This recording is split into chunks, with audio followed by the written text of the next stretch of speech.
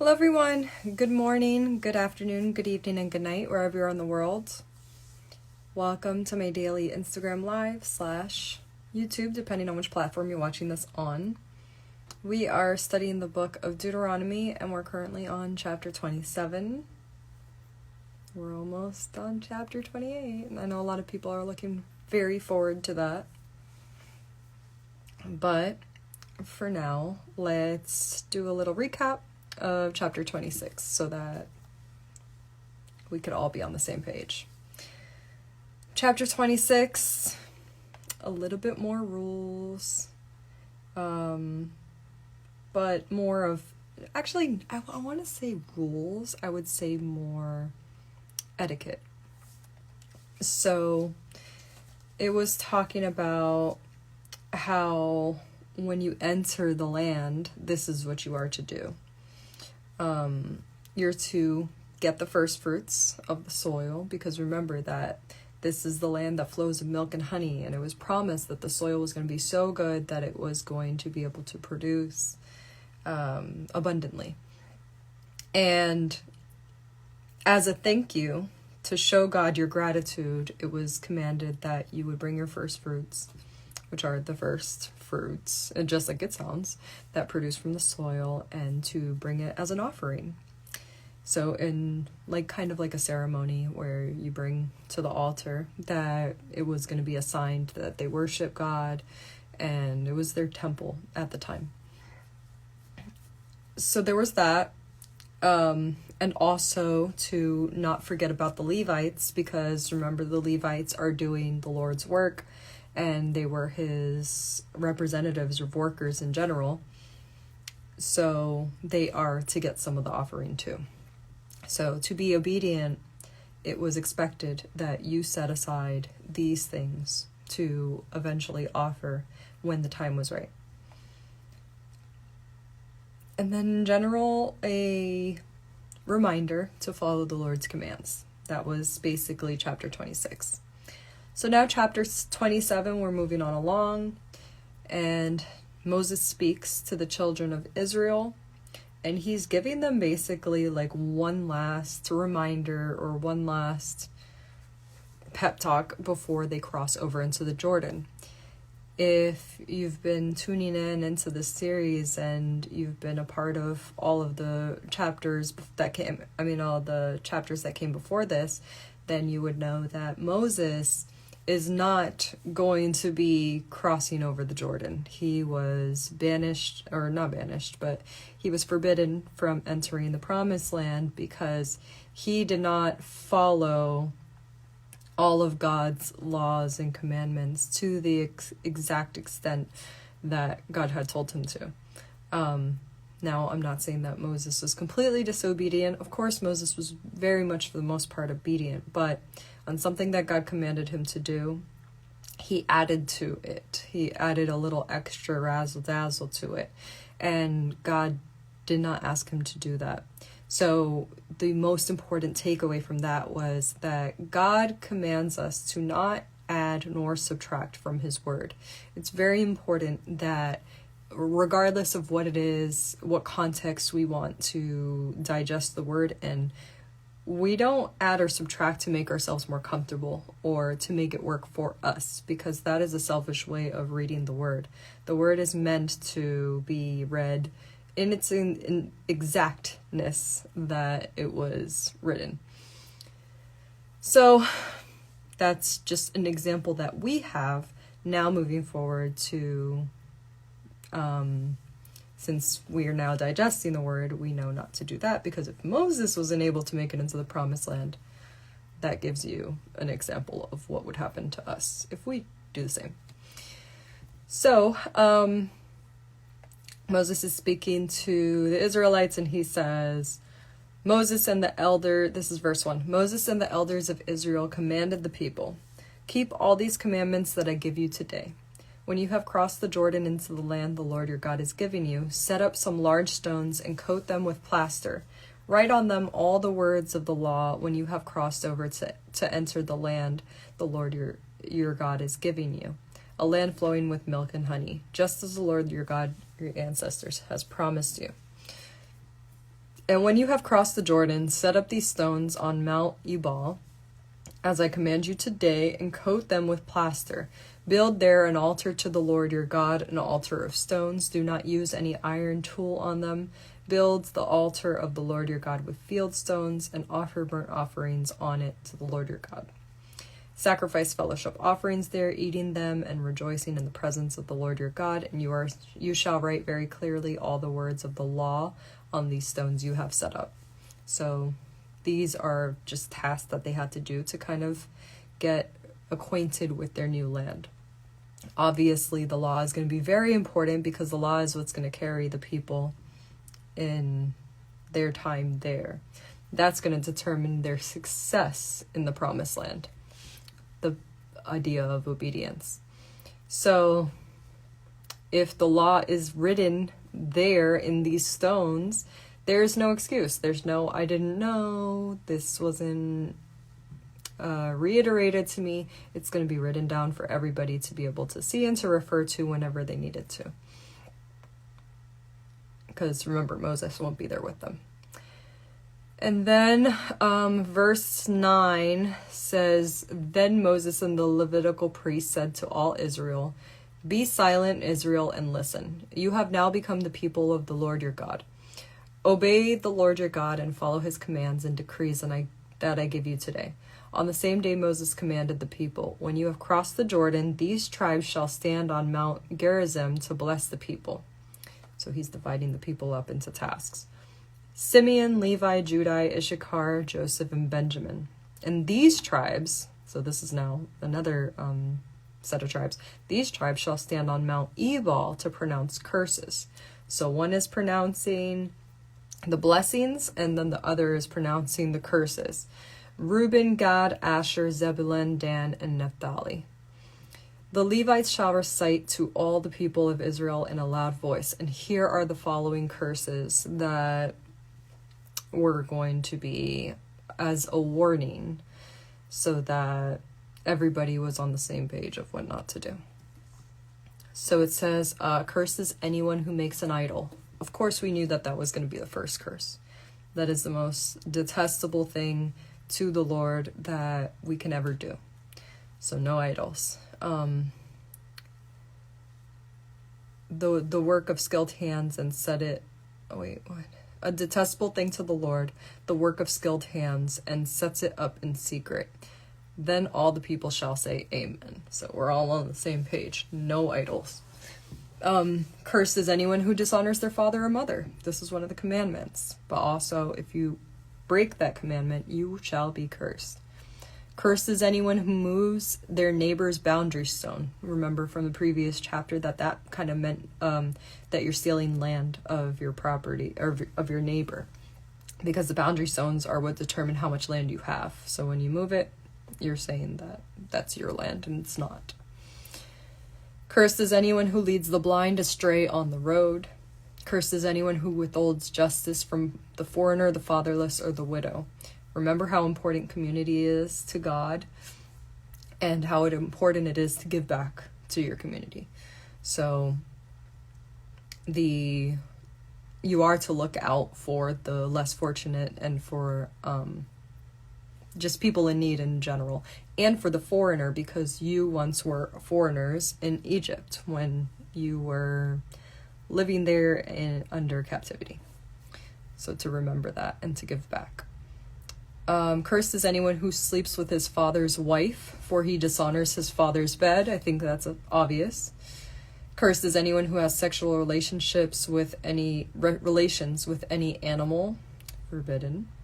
Cursed is anyone who sleeps with his sister, the daughter of the father or the daughter of his mother. Not allowed, obviously. Cursed is anyone who sleeps with his mother-in-law. Yikes. Cursed is anyone who kills their neighbor secretly. No. Cursed is anyone who accepts a bribe to kill an innocent person. Cursed is anyone who does not uphold the word of this law by carrying them out. You have been warned, basically, to the children of Israel. So that concludes chapter 27. Now I'm going to open up the discussion to the comment section. Let's review, let's discuss. So if you have anything that I didn't really cover in detail and you want to add to that, bring to our attention, or maybe, I don't know, questions that you might have, now is the time.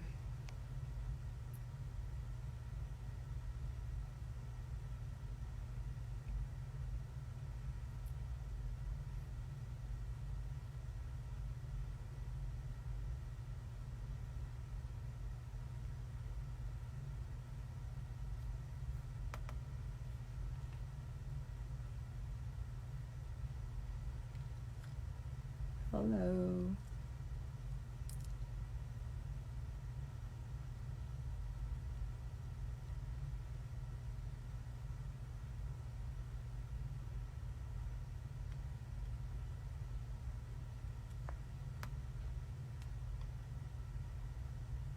The last messenger of God. What do you mean, Moses?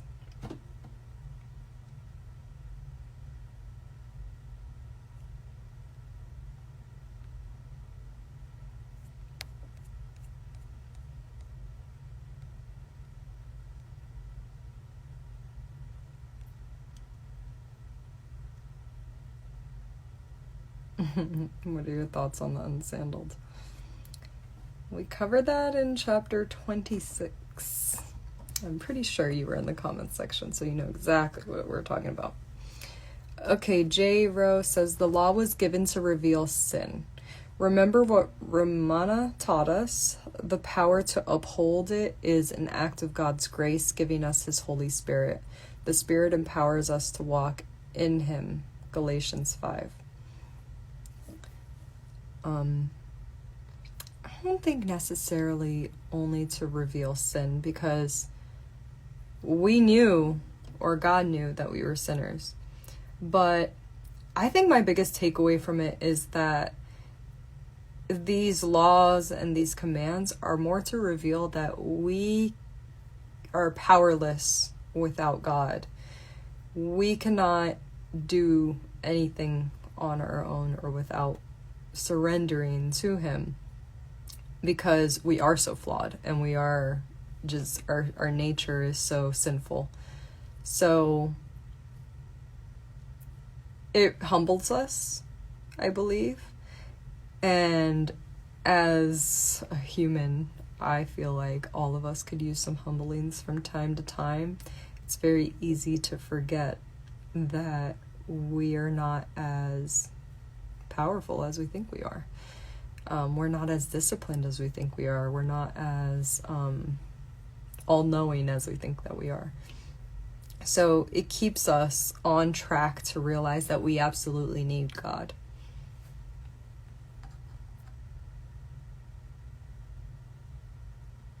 But yes, it definitely does reveal sin.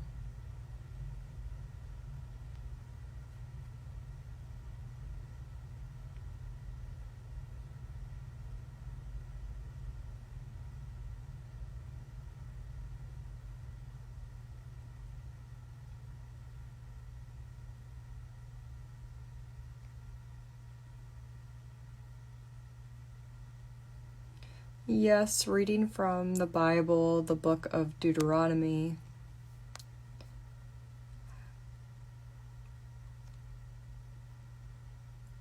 If you're tuning in for the first time and very confused, I have this whole series posted to my YouTube page.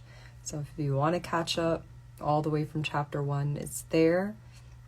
This has been quite a ride. I know that we're already 27 chapters in.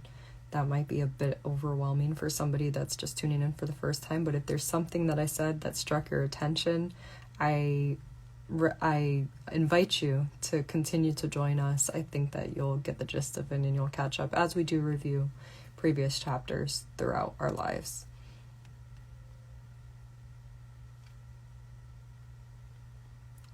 Don't let any extra comments distract you. There are people that needed that word. Keep it up. Thank you. I definitely do my best to try to scroll as fast as possible for topics or people that are commenting things that are off topic. So yes, I really appreciate those of you that aren't trying to be distracting, because it's hard enough to kind of navigate in the comment section, because the comments go so fast.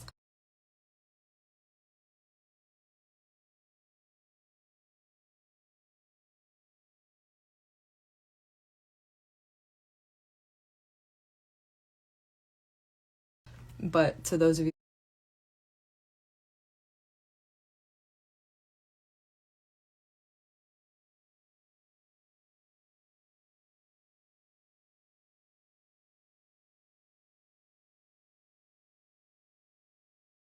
that actually have something that is related that you want to say, I'm more than happy to read your comments and to share them aloud. And if you're a little bit shy, don't worry. You could also have the option of sharing your comments to the YouTube page, and we can continue the discussion there, and it's not live. So no pressure, whatever you guys are comfortable with.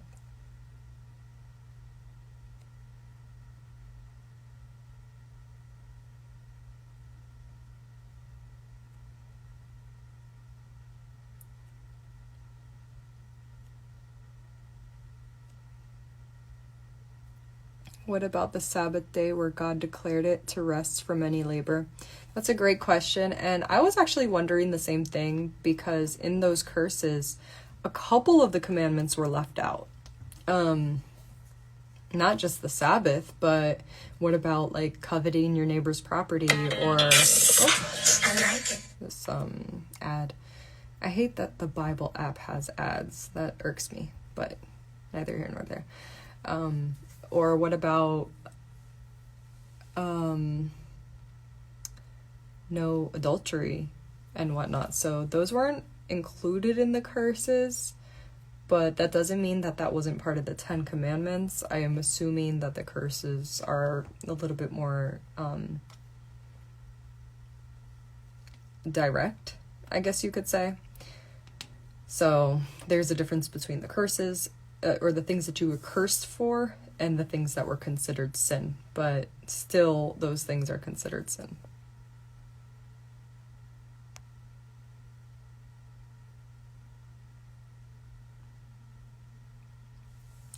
You think God gave us these laws to test our moral compass of purity, because we will answer him either way, yeah?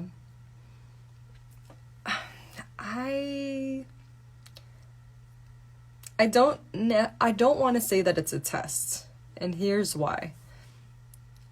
I think that a lot of these commandments are for our own benefit. They're for our own good. If we were actually to follow the commandments, we would be so much better off. They look out for us. Like, for example, worshiping other gods is not going to do you any good. In fact, it's probably going to stray you in the wrong direction. It's going to lead you on a path to nowhere. God is protecting us because he knows that there's a lot of forces and beings that are going to pretend that they are powerful to reel you in, but really they're not close to as powerful as God is. And they're going to set you up for failure. They don't have intentions of loving you like God does. Honoring your mother and father, that is for our own good. Why? Because those are the people that are put in place to take care of us. And they're coming from a place of, they could provide us knowledge and to protect us from things that we are not aware of when we're children and whatnot.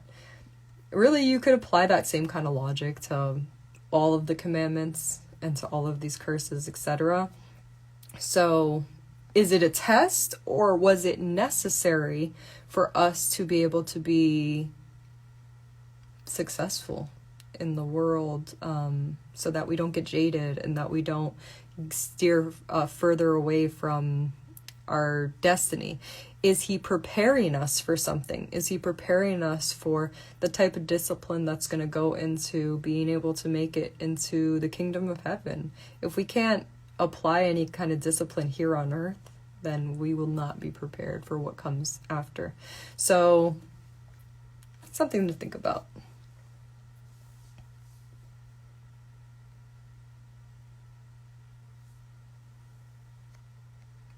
Today I wasn't expecting to receive such, but you have blessed me.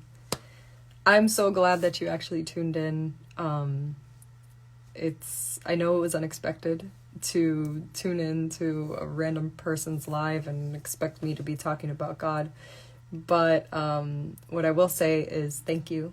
Thank you for tuning in. I'm glad that you stayed. And I hope that you keep coming back because we are exploring this book for probably another week or so. My YouTube has a lot more of these. So stay with it because we are building a small community to learn the Bible. I'm not an expert. I'm not a pastor. I'm not anything that I'm not ordained in any way, shape, or form. But I'm somebody that loves God and is curious about God's word, wants to learn it more, and wants you guys to go on this journey with me. So I'll take one more.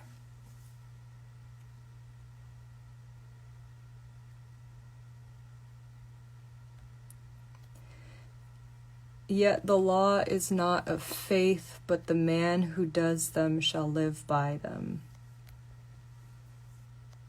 Thank you for bringing that. That's Galatians 3:12.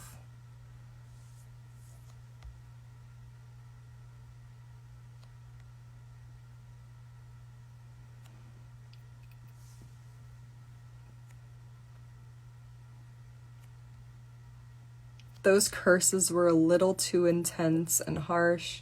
Where's the kindness and compassion?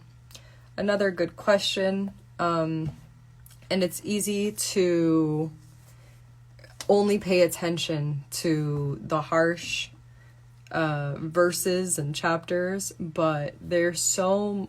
I think that you completely ignored that he had arranged for a group of his tribe to stand on another mountain and to do the blessings.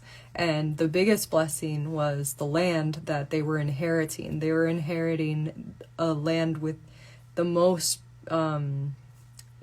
resources of rich soil, and it was literally the promised land. This was a land that was going to be abundant forever. So yes, they were being blessed, but at the same time, if the people that received this blessing come into the land of the chosen land and they do these things that are forbidden, then how dare they? And we also have to understand our responsibility when we sin, because it's not just ourselves that we affect. We also affect the people that are around us, the people that love us, because we have influence on them. Whether you want to be influential or not, you are. So how many other people do you lead to be astray when you go in the wrong direction? So yes, there are blessings, but for the downfall of other people and other followers or people that are trying to follow, trying to digest the word, and you're influencing them in the wrong direction, that's detestable. And I totally understand God when I read these kinds of chapters. We have to take ourselves out of our entitlement and out of our selfishness. And we have to put ourselves in God's shoes sometimes.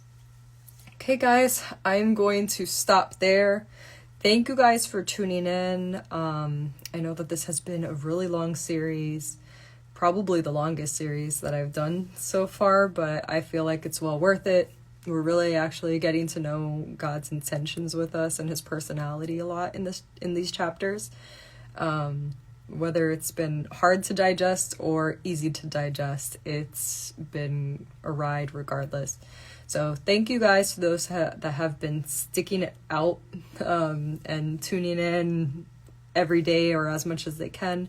And to those that are just joining us for the first time, I hope that you come back tomorrow as we'll be navigating through chapter 28, which is a very important chapter.